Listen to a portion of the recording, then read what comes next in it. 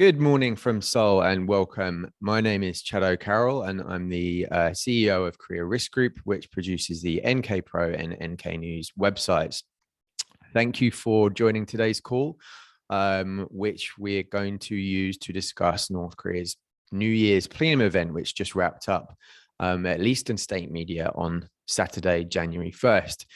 As you probably know, Kim Jong Un has made a habit of using January 1st or early January to make new policy announcements to the world through either New Year's speeches or from major political gatherings like plenums and Congress events. As such, many people were expecting lots of new details Saturday on North Korea's foreign policy, military developments, and maybe even space exploration goals. All items which were touched upon last year at the Congress, which took place in early January. However, analysts and journalists alike, we are all awoke on Saturday morning, Seoul time, to a report from the plenum that largely focused on issues relating to North Korea's domestic economy, the agricultural and rural sectors. The absence of foreign policy was stark.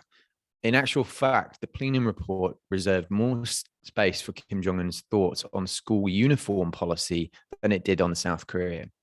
So what does all of this mean? On this call, I hope we're going to find out. And to dive deeper into the result of this year's plenum, we're going to be joined by a range of specialists from our website and also beyond. So we have Colin Zwirko, who's our senior analytic correspondent at NK Pro, NK News. We have Jeongmin Kim, our lead correspondent at NK Pro, NK News. We have Joshua Pollack, a guest contributor today. He's editor of the Non-Proliferation Review and a senior research associate at the Monterey Institute, a place I nearly went to university once many years ago. Peter Ward, who's a contributing NK Pro analyst, and I'll be moderating the call, Chad O'Carroll. So just a reminder, this call is on record today. We're going to be capped at 60 minutes max. I'm going to just very quickly start out with a bit of information about what we do. Then we'll dive directly into the panel discussion. And then for the last half, I'll open the conversation to questions from the floor. Now, for the questions, the interactive part, please use the Zoom Q&A function to ask your questions. By default, I'm not going to read your name or your affiliation out, but if you'd like me to, do let me know when you're asking a question. So at the end of the question, just type in your name. Now, this call normally would be for NK Pro members only, but we did open it up today for NK News members also. And NK News members just wanted to reinforce once again, you're missing out on lots of research tools, interactive databases, specialist resources to help people working on North Korea. And if you're on the call today and someone's shared a link perhaps, and you're not a user of NK Pro or NK News, well, we use all of your subscription dollars to create as much value as we can when it comes to these big events, news, breaking developments in North Korea. So just since the plenum wrapped up on Saturday, which was all of our staff's New Year's morning, we have done one news story, specialist long form news story. We've done a piece focusing in on some of the food shortage angles from all of this. We did a NK Pro dedicated piece, in fact, by Peter Ward, focused on the economy and what this plenum means. And we also did a very in-depth expert roundup. So we interviewed 7 experts and asked them, including Joshua Pollack on this call, what they make of the plenum. So before and after the call, you've got lots of resources to help understand these developments. And this is, again, what you're paying for as a member of our website. Now, let's get started. I want to start by asking you, Colin, what's the difference between a plenum and a New Year's speech, and why should we care about those differences? Thank you, Chad. Good morning, everyone. So real quick, this was technically a plenum speech. It was actually a collection of all the Kim's various speeches and discussions at a 5-day plenum at the end of 2021. So he had given a traditional New Year's address that was released in state media on the morning of January 1st, every year of his rule up until, 2019 was the last time that he did that. And then in 2020, there's a very similar situation as this past week, where they held a plenum for the last 4 days of the year. And it was a speech that was released in state media on January 1st, just like this week. And that covered everything that was typically in the New Year's addresses before that. And New Year's addresses were also a thing prior to Kim Jong Un as well, but he had taken to the tradition of going on TV and reading it out and stuff like that. So there was always an expectation of foreign policy, kind of a preview of what to expect for the following year. But we should remember that this is a plenum speech, so there's kind of an out here. It's not technically expected that he has to mention everything like foreign policy, inter-Korean relations, or anything about negotiations with the US. So there's that aspect to it that we shouldn't read too much into it because of that. Really, it's just a midterm kind of political discussion about mostly focused on the economic plan, the 5-year plan, and the first year of all of that, which they introduced at the Congress in January 2021. And also, I just want to maybe mention some things that I've read some other experts say, which is important, which is that we shouldn't take any things that are omitted from this speech from the plenum as that they're not going to focus on this for the next year. So we saw a lot of headlines that are like, no nuclear focus for 2022. Well, that's not true. That's just the plenum speech. So I saw an expert named Mark Skarlaskis. He said, remember in 2016, the New Year's address that Kim gave, he didn't mention nuclear weapons, and people took that as a sign that, oh, wow, maybe that's not a focus for the next year. And then there was a nuclear test. So we just have to keep something like that in mind when looking at the plenum. All right. And Joshua, I'm curious, what stood out to you most about this plenum compared to the last few early January periods that we've seen under Kim Jong Un? Well, a few things. Let me start with the nuclear missile question, because that's my specialty. He did mention defense, and he did mention the 5-year plan adopted last year. And if you look at the readout from last year's party congress, you'll see quite a lot of detail on nuclear missile and space developments. So the statement here, while it is comparatively brief, simply says we're going to keep executing our plans. So there is no retreat, especially from those commitments, but they are rhetorically muted somewhat. I don't know why that is. However, I would point out that talking about defense or self-defense instead of talking about nuclear weapons is an expedient that Kim Jong Un makes use of, or has made use of in the past, sometimes in response to pressure from China, and we've seen this on a couple of instances. Once when he had a parade with a high-level Chinese visitor, instead of talking about the Byungjin line as involving the economy and nuclear weapons, he talked about the economy and self-defense. So it's a form of politeness. And given North Korea's current state of dependence on Chinese goodwill, I think it is probably something of a barometer of his willingness to accommodate their sensitivities right now. What was in the speech, notably, as you mentioned, was a tremendous focus on agriculture and the rural economy, which it seemed to me was just another way of talking about agriculture. And combined with all of this discussion on food and many references to extremely difficult circumstances, I think we have to consider the possibility that a famine is getting underway. How bad things are, we simply don't know because we don't have data. We haven't had data from international agencies really since before the start of the pandemic. So it has been just about 2 years now where we're flying blind.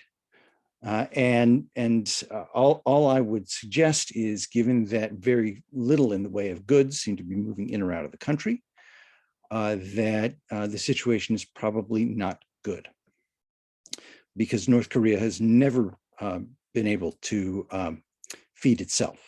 It has always depended on imports or aid. And we now are looking at what is, by the leader's own admission, a pretty bleak period.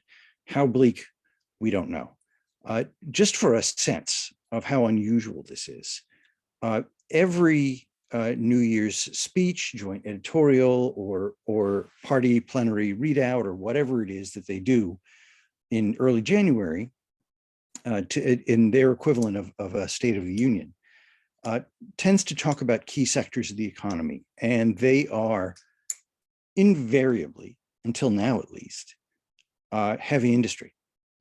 The exact mix changes, and the other sectors they discuss may change. Some years they'll talk about agriculture, some years not. All of that was left way in the background. Agriculture, agriculture, agriculture. And that suggests to me a couple things. They don't want to rely on aid. They want to figure out how to feed themselves, but they don't know how. They don't seem to have the means to do it.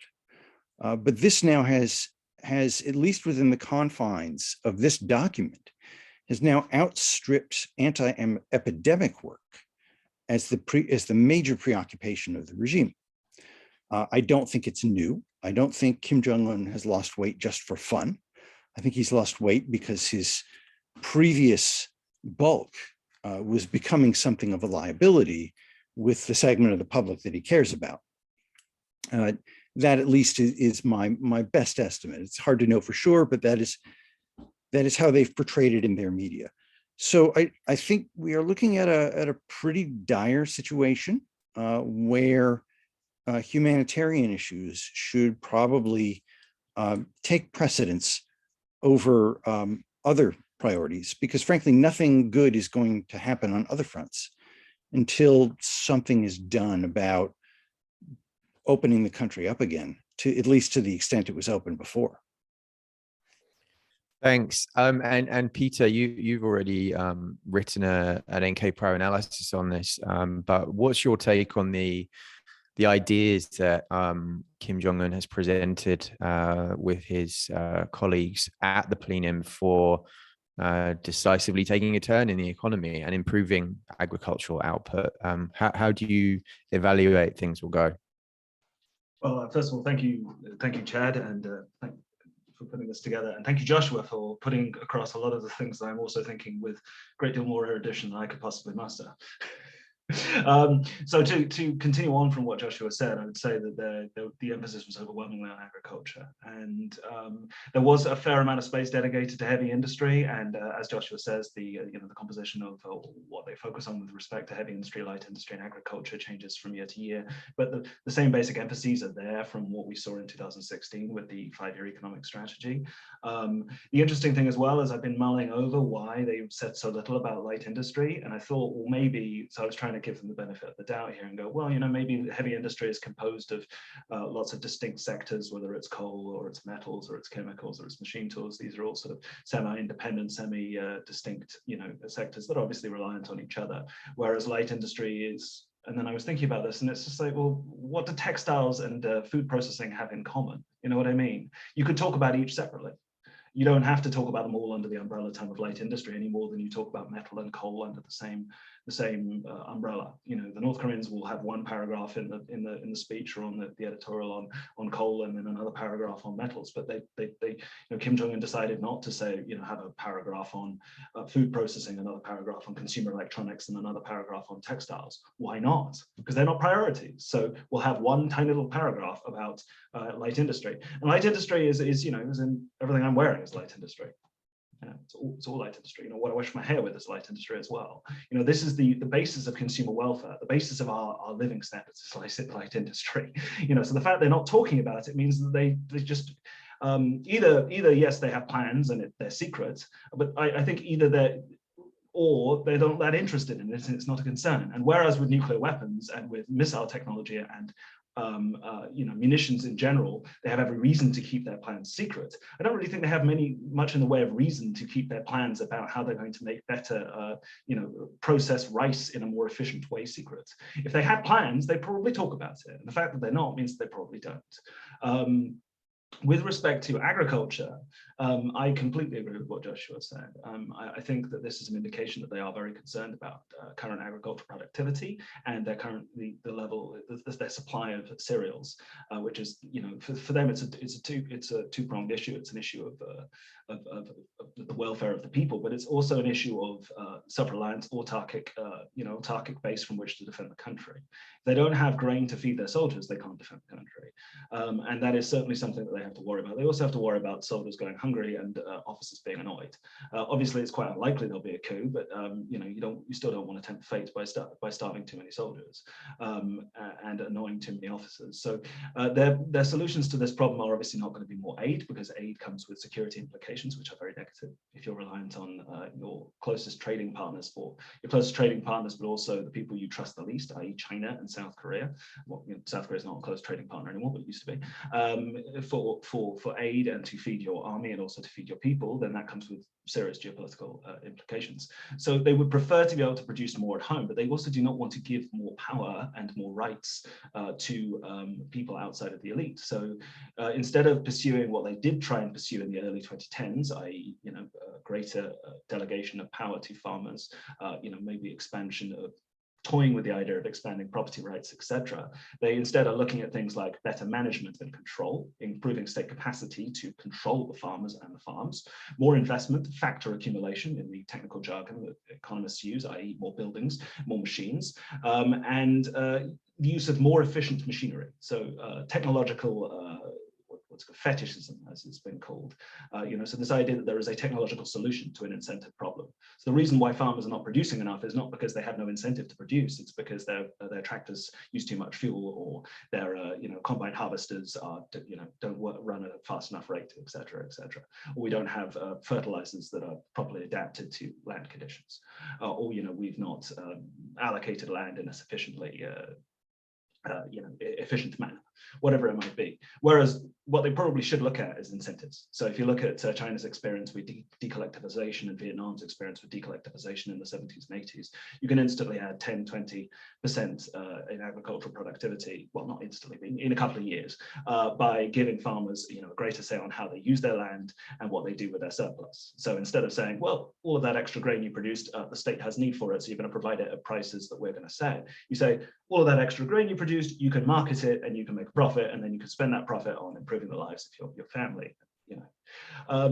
They could do that, but they're not really very interested in doing that, and there are good reasons for that, because it's obviously it would be good for the economy, but it would also potentially be dangerous, because it potentially give power to people and create independent centers in society which are no longer as reliant on the state.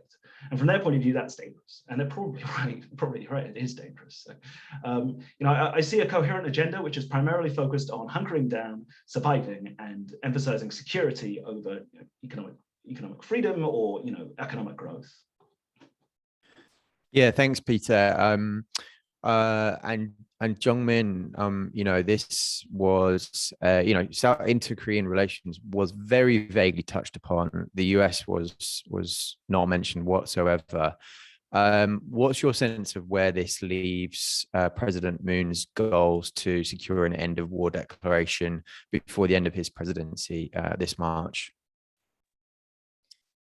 Thank you, Chad. To give you a little bit of a comparison on how significant the lack is this year, if we consider this as a alternative for a New Year's speech that Kim Jong Un used to do before, this is probably the shortest inter-Korean mention ever. He spared time during the New Year or the end of year phase of the year. It was around 15,000 words in Korean, the Plenum report, and the mention on South Korea inter-Korean issues was below 1%, was 0.5%, and that's very small.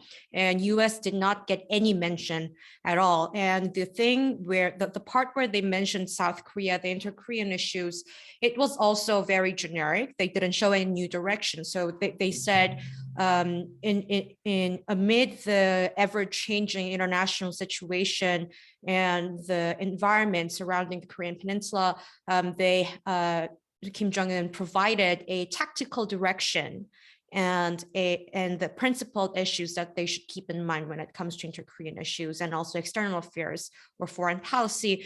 And that was the only sentence. My interpretation of this is that it seems the fact that they still mentioned the changing situation shows that it's their message is that they're keeping an eye on things, but it seems that they think that revealing any new directions on inter-Korean issues or the US issues would be too much of a political risk for them at the moment because of the too complicated of the dynamics surrounding the Korean Peninsula. We have a lot of factors at play right now, and they can change in a way that we cannot really predict right now. There's the US-China competitions that's still ongoing. There's the Beijing Olympics that's coming up in February that South Korea wanted it to be an inter-Korean detente sort of possibility.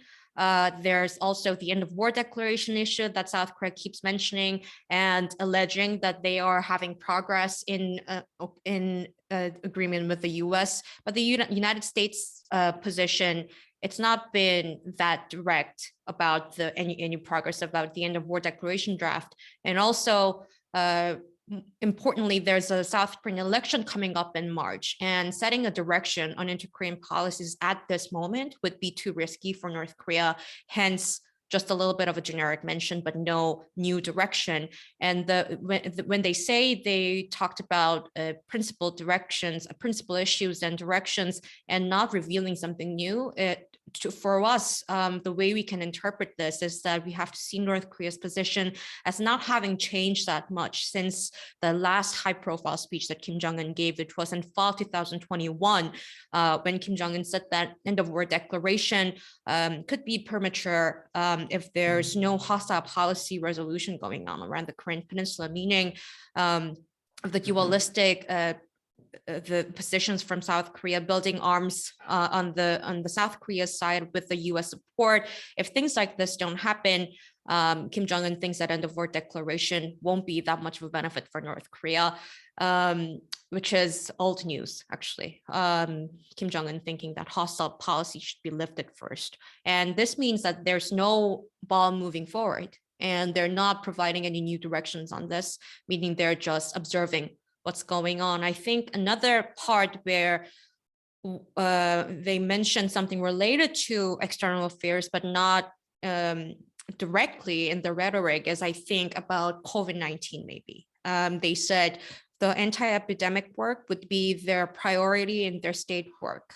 This is a generic statement that we saw before as well, but it does point to how they will continue their 2 years worth of policy that they will stay isolated. It seems, considering how their border will be closed like this and their foreign policy continuing to be in an isolation mode, it will be really difficult for the Moon administration or Biden administration to make any real substantial progress with North Korea, with the in-person meetings almost impossible to imagine in the coming months. My main interpretation of this lack of inter-Korean mention is that things are looking really grim for Moon administration on any groundbreaking inter-Korean progress. And also considering how end of war declaration or related stuff were not hinted at the plenum speech, it means that they don't see these as a priority at all this year. And pointing to what Joshua and Peter already mentioned, they think that domestic issues are the most important thing right now. There are still possibilities on humanitarian aid or COVID-19 related aid, but I'm mindful of time, so I'm guessing there would be questions on that later. Yeah, thanks. Just a reminder, if you do want to ask questions, please use the Q&A function. We've got a couple of questions coming in now. I mean, this is something maybe good for you, Peter. I'm curious if you are one of the senior elite in North Korea within the Korean Workers' Party, and you're in that plenum room and you're listening to this, and you're aware of the external situation, the inability to trade due to COVID. How I'm just curious how Kim Jong Un, how much longer he can count on the support of senior North Koreans when the outlook is so grim and there doesn't seem to be any escape valve. I mean, do they have anywhere to go? That's the.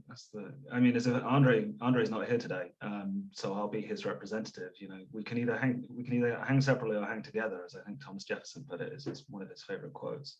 But he often says also, you can't bribe a man to commit suicide. So the Americans and the South Koreans can come along with a big bag of cash and say, you are guys, give up your nuclear weapons, and it's just not going to happen. But by the same token, who are they going to replace Kim Jong Un with, who can fundamentally change the system and keep them in power? The reason why Kim Jong Un is not pursuing reforms is probably because he thinks that the security implications of reforms are too dangerous. And I'm sure that there are plenty of people in the elite who hold the same view. The median age of North Korea is, I think, 35 or something, so it's quite young, but the median age of the elite is much older. So the people who surround Kim Jong Un, you know, in the lower and upper echelons of power are going to be, you know, people who probably think they have about 20 to 30 years left of life. And a lot of these people do not want to rock the boat, because people who have 20, 30 years left of life, generally speaking, do not want to rock the boat. And if they were to replace Kim Jong Un with someone else, what's that person going to pursue that's going to be so different? But yeah, so, you know, back in the early 90s, Joshua, you'll remember this in Washington, there was obviously a lot of talk about the possibility of regime instability in North Korea. This is arguably the toughest set of circumstances Kim Jong Un has ever faced by a long shot. Do you think it's prudent that that analysts continue to be cautious and believe in the invulnerability of the North Korean political system, as kind of Peter implies? I wouldn't say invulnerability, and I'm sure Peter would agree with me that that's too strong a word. But I do think that Western analysts are somewhat snake bit. The issue of collapse comes up periodically. I think simply because we're all sort of bored with the status quo and want to talk about dramatic change or something new. But I do have a sense that analysts here are snake bit, and no one wants to put forward the predictions that we heard in the late 90s about the regime. We have seen in that experience that the regime was willing to let its people literally resort to eating tree bark. Obviously, this is not their preference. Kim Jong Un has made clear many times he wants to develop the economy. This is not how you do it, but this is an expression of his priorities. He wants the country to be independent, to not be overly reliant on aid, to have its own nuclear arsenal, and to chart its own course. So he's not going to bend on this issue, I think, even if it does take the regime's stability perilously close to the edge. And of course, neither he nor we know where the edge is. But to amplify what Peter was saying a bit, I think it's not just a question of how old you are if you're a party elite. If you're a party elite in Pyongyang, I'm certain you've taken notice of the fact that it is now the oldest surviving Marxist-Leninist regime, even if they no longer use that terminology. The Soviet Union is gone. All of the states of Eastern Europe are gone.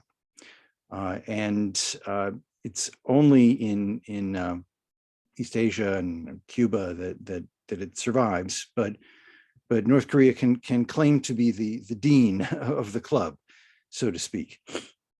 And they did not get there by accident, in their view. They saw ideological control slipping in the European sphere, and maybe in China too, because I think they see Tiananmen as having been a close call for China. So they seem to feel vindicated by taking a hard line, and if anything, I think they see the current closure as an opportunity to reassert control that had slipped a bit. The lack of ideological fervor among the youth who weren't as dependent on the state and the party anymore, but could make a living through the marketplace, the so-called Jeongmin generation, as some people call them. Even before the closure due to COVID, we saw Kim wondering aloud in his public remarks about whether the young generation had what it took to deal with the tough circumstances that were coming. That presumably referred to life without sanctions relief after the failure of the Hanoi summit in February 2019. But now it's only more so. So the sealing of the border, which has been conducted with a seriousness of purpose, judging by the outcomes, that we have never seen before. The severing of the country from most flows of information in or out, not all, but seemingly most of the routine channels are severed, has been, I think, from a certain point of view, a success. It is clearly something the regime could not do ordinarily, because it would threaten the livelihood of basically the entrepreneurial class. But it is something that they have the force of necessity now. They can justify it in terms of the anti-epidemic campaign. And so while it may cost them dearly in terms of economic progress, it allows them, I think, to reset a certain degree of ideological control. And that has been a major theme since really mid to late 2019 and continues to be. One point really quickly as well is they will probably feel vindicated by what Xi Jinping is doing in China too. Yeah. Greetings to your cat there, Joshua, in the background, who made a cameo appearance. Yeah, just to follow up, we've got a question here from the audience I'd like to pose to Colin. Will North Korea remain closed for the next 2 years due to the coronavirus? And how is that going to play out with potential cultural inter-Korean interactions? I know you've been sort of watching this closely. Yeah, sure. It definitely, I mean, there's no way to put a time frame on it, whether it'll be 2 years, 3 years, we just don't know. But we know that they're being the utmost level of cautious about the virus. I think it's obvious that, we've said this a bunch of times over the last 2 years, it's obvious that they want to avoid any outbreak because they know that their health system can't handle it. So if there's outbreaks out in the the rural sector, the rural parts of the country, and they mentioned this in the plenum speech, that they need to improve the medical capacity of the rural areas. So they've admitted this basically explicitly and tacitly throughout the last 2 years. So if there's no way to protect the majority of the population in a short span of time from the virus, then they're not going to reopen. So a lot, the solutions that people have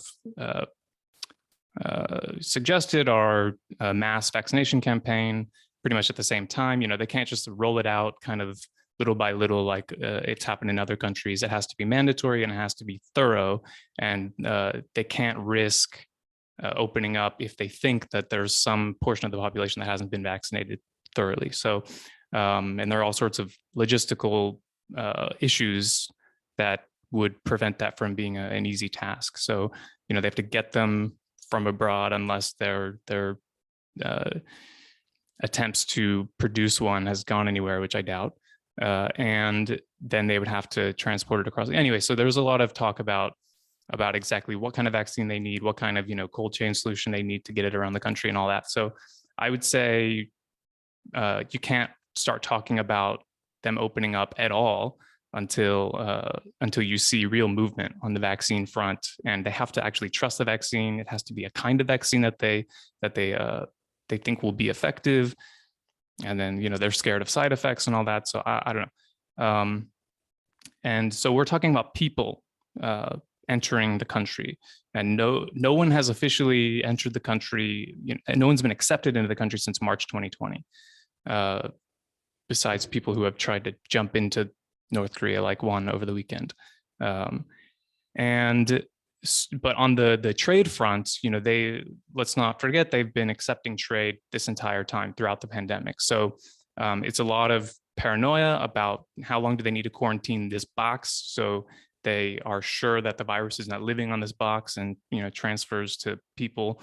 And they have shown real progress in trying to get a really large facility that they got rid of a military airport up at the border with China, and they turned it into this disinfection center, and we've reported on that a lot. And we've seen they've actually finally installed the cranes at the little train station within the disinfection center. So, they're showing progress to try to get more imports coming into the country to solve some of these problems. They're not self-sufficient in food, so they need to import fertilizers or other things, because they mentioned in the plenum that this giant chemical fertilizer project that's been going on for years and years is like, let's make progress this year again. So they're going nowhere with that.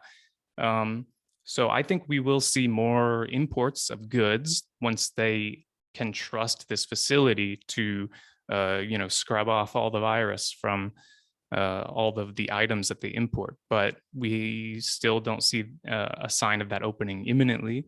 So yeah, just no people coming into the country until the population is safe, vaccinated. But goods can come in likely once they trust the science on it, and that will contribute to solving some of the problems.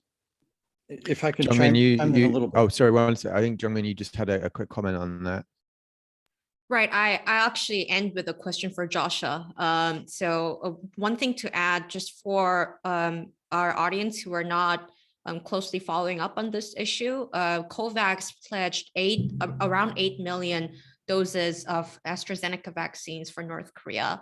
And it has been delayed for months and months for many different reasons. The official rhetoric there is during summer last year, they said that there were the lack of technical preparedness inside North Korea. And there was a little bit of a while when there was a global supply shortage, but I think that's solved now. And they haven't been rejecting these AstraZeneca vaccines in contrast to how they did with the Sinovac. So it means that they are still interested in getting in vaccines, but for some reasons they're not getting in yet. My question for Joshua after this would be what you think of the 8.1 million would do for North Korea. Do you think it would be something for the maybe vaccination of the entire Pyongyang population so things can still go into North Korea?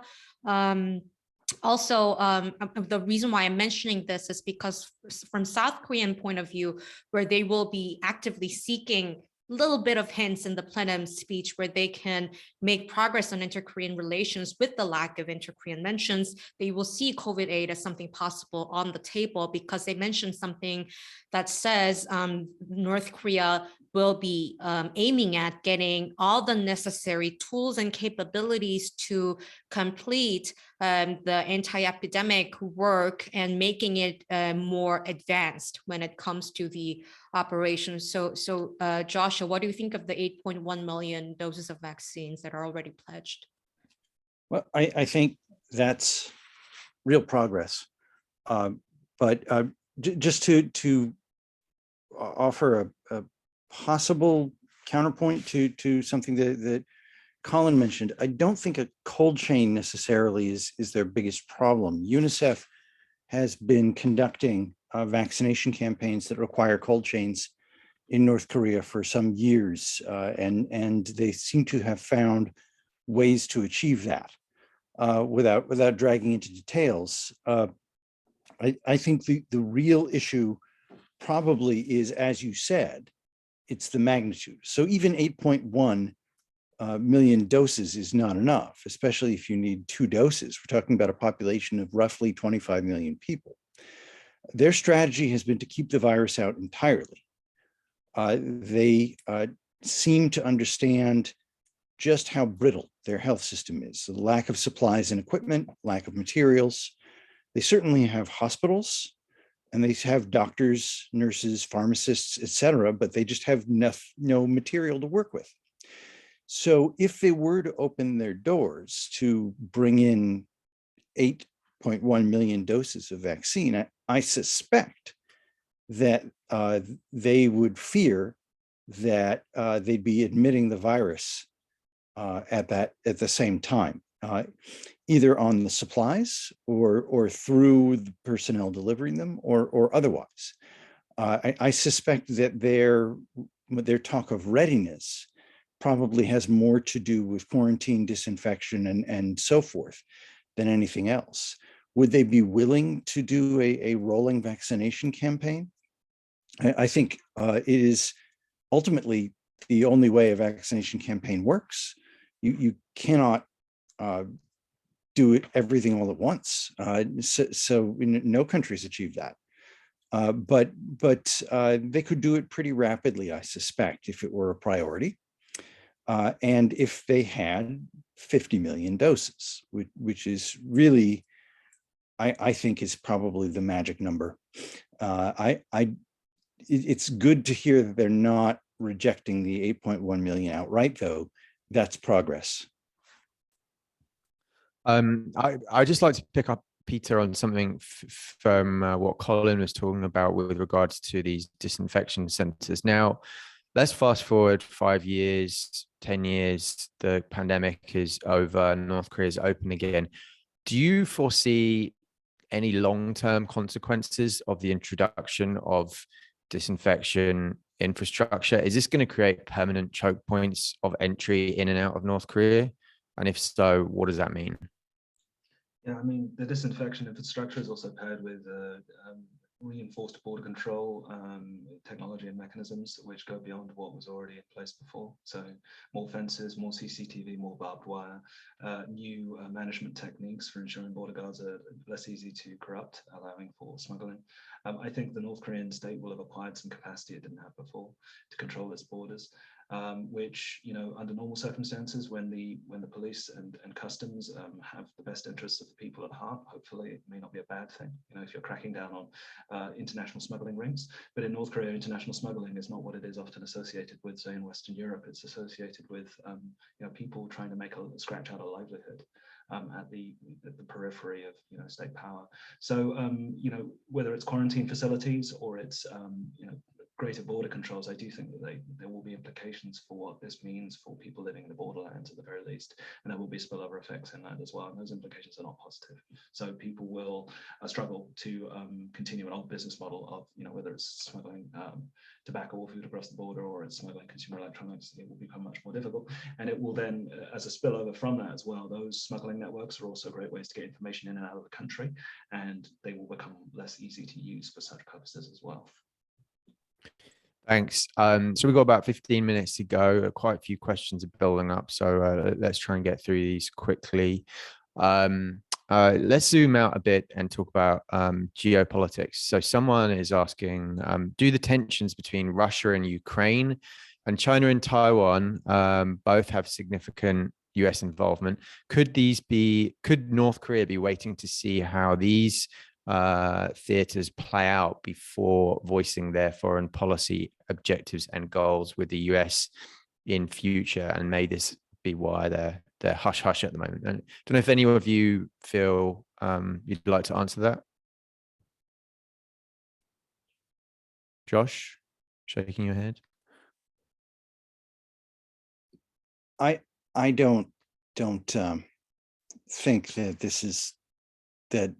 these are the first concerns of the North Korean regime. We certainly will probably see statements and media reports that indicate who they do or don't support if they feel inclined to do so. But this is at the moment a very inward-looking regime, and I do not think that I don't think they mind not being in the spotlight, and I don't think they are particularly concerned about what is going on in the spotlight right now. At least I haven't seen any indications that they are. Yeah, and I just add, like, from my personal view, our observations of North Korea over the last decade or so, especially since I've been watching it, Pyongyang never seems capable of really spinning multiple plates at once when it comes to what's taking up its intellectual capacity in Pyongyang. So, we saw the US negotiations in 2018, 2019. That was the thrust of a lot of other parts of the regime's work. So even at like a practical level on the street in Pyongyang, the changes in propaganda we saw, it was like everything. And right now it does look like it's a domestic focus.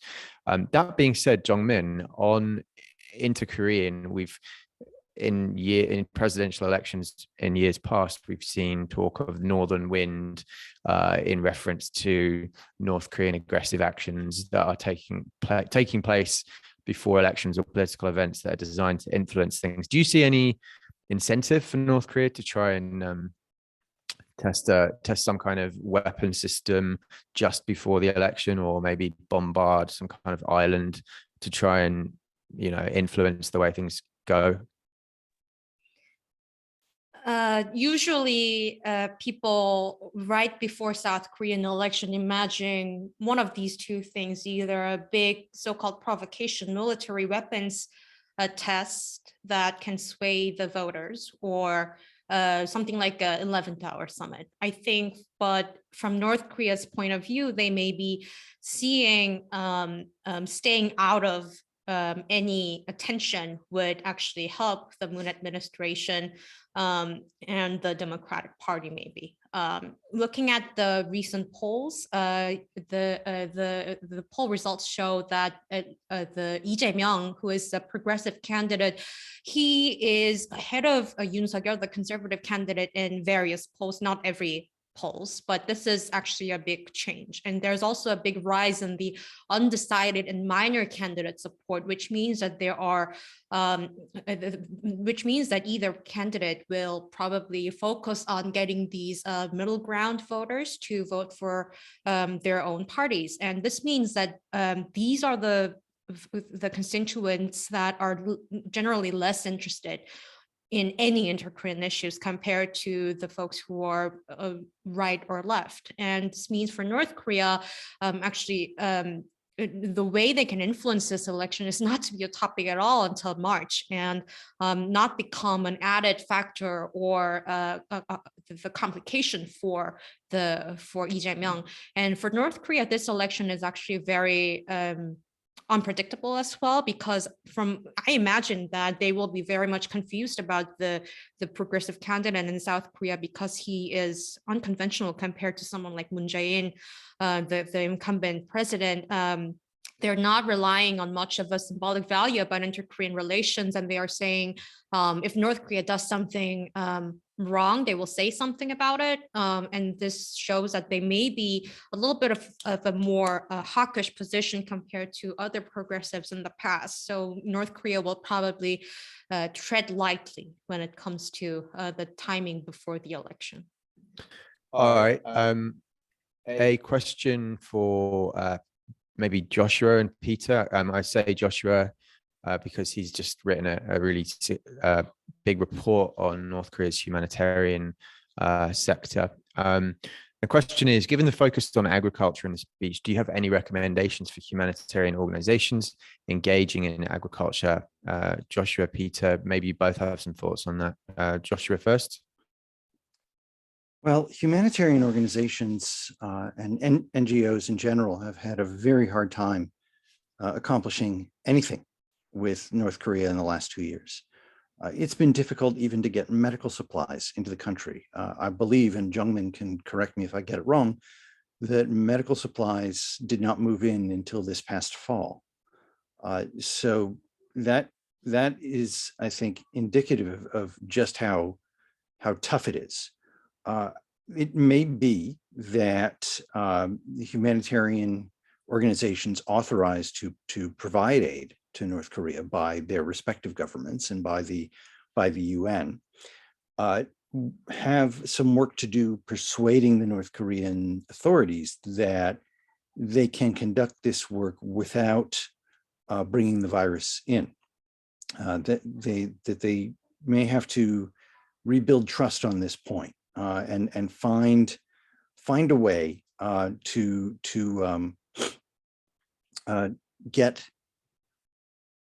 find a way to get that message through to the regime that they can demonstrate that they are virus free and that their equipment and supplies are virus free, and find modalities to make such a demonstration. I don't know what it will take. It really ultimately depends on the North Koreans, not on the humanitarians. But I do think that those countries and organizations that are capable of providing aid should start making plans now, because when the doors do open again, there is going to be some serious need, to all indications. Peter, any thoughts on that?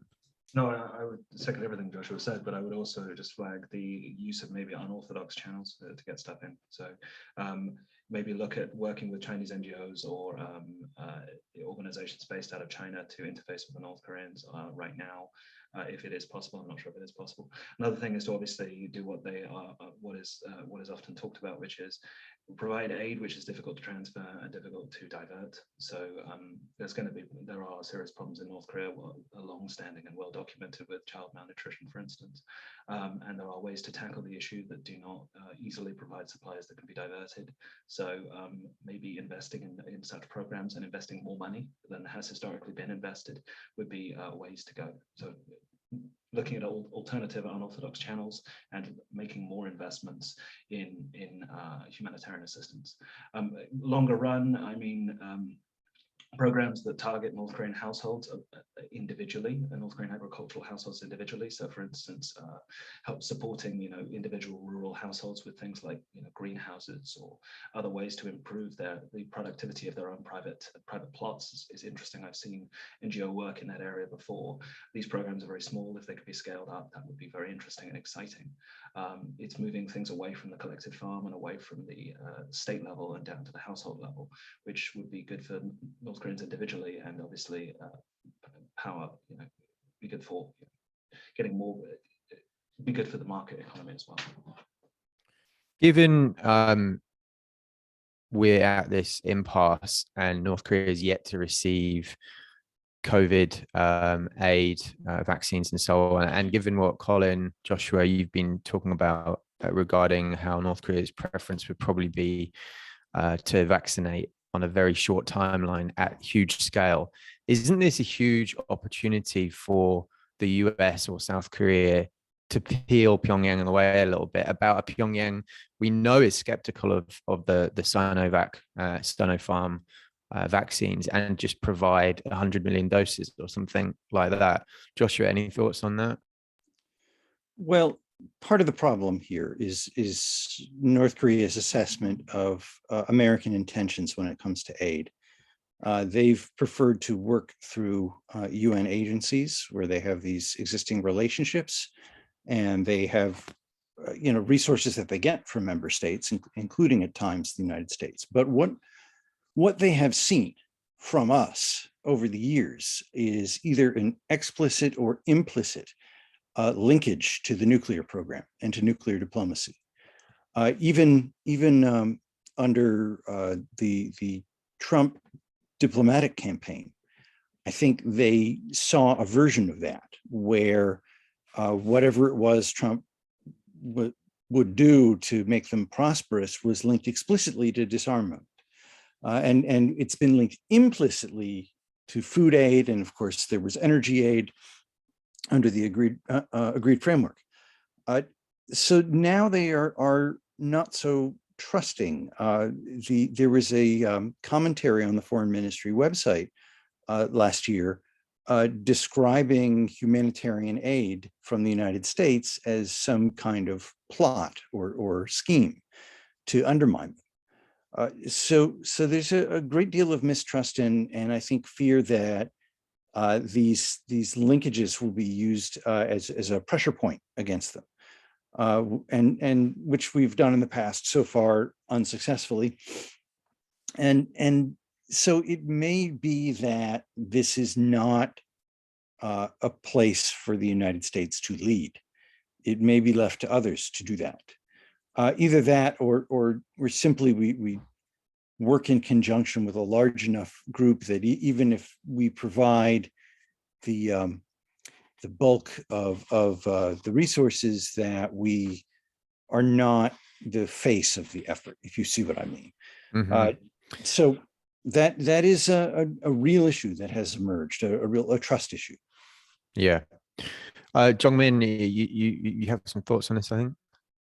Just briefly, I as a South Korean and a South Korean reporter, I see that South Korean government, the monitor their rhetoric day in and day out, and I can see that there is a continuing irony within their rhetoric about humanitarian aid. They keep saying that the humanitarian aid for North Korea is unrelated to any political or military situations, but top high level officials of South Korea is mentioning humanitarian aid in terms of a way to jumpstart any inter-Korean dialogue. And I think this kind of irony doesn't really help, because considering how North Korea already rejected several times South Korean offer to provide aid, and they don't like the idea of getting help on record because they lack something, and they won't really show any express on record thanks for that when South Korea does something like that. So if there are any humanitarian aid that are planned, I'm just going to say that off record would be much better than on record. Okay, so we've got a couple minutes left, and I'm just going to ask each of you one final question. Please keep your answers to under 30 seconds. Peter, looking ahead, what's 2022 going to be remembered for from an economic perspective? A lot of boring editorials that will tell us very little. Joshua, on the WMD front, what are you expecting in the year ahead? More of the same, occasional flight test. We may see the glider again that we saw this past year.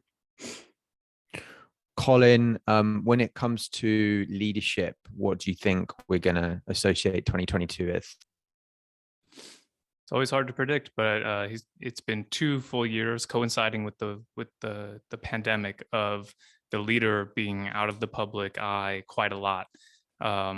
State media is all about how closely he's guiding the country and how energetic, quote unquote, he's been guiding the country, but we haven't seen that. So I would just expect more of the same, more of meetings, political meetings, but not so much field guidance, and just even more cult of personality boosting in the propaganda around Kim Jong Un, probably. And Jeongmin, on inter-Korean and foreign policy, any thoughts for how this year will be remembered?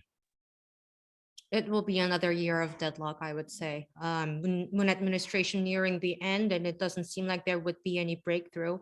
And after the election, either candidates, when they win, I don't think their priority would be inter-Korean policy, especially if Yoon wins. He will probably revert back to some sort of South Korean version of maximum pressure. And for Lee Jae-myung, he will be probably focusing more on the domestic issues that the South Korean voters will be interested in hearing. And Biden administration, I don't see any incentive for them to bring anything new to the table at the moment.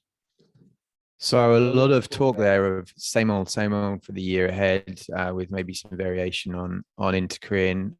But I do think it's worth thinking about the same old for North Koreans in DPRK right now, because we haven't really touched on this, but it's a very tough situation living in North Korea anyway. And if you add the compounding factors of the last 2 years, the difficulty of getting goods and supplies, things are pretty bleak. And I do think it's important that policymakers keep that in mind, because the longer this issue is left, the longer it is, the more these people are forgotten about to some extent. Thank you very much for everybody who's joined in on today's call. It's been a really interesting discussion, and I hope it's been useful for you, whatever you're doing with your work. Just a reminder, if you'd like to take part in these calls more often, please join NK Pro and membership at nknews.org for any questions you've got. And we'll be posting video of this call on our website in the next day or so. So thank you very much to everyone who's participated, and to Colin, Joshua, Jeongmin, and Peter, and Kylie, who facilitated the call. Thank you, and bye-bye.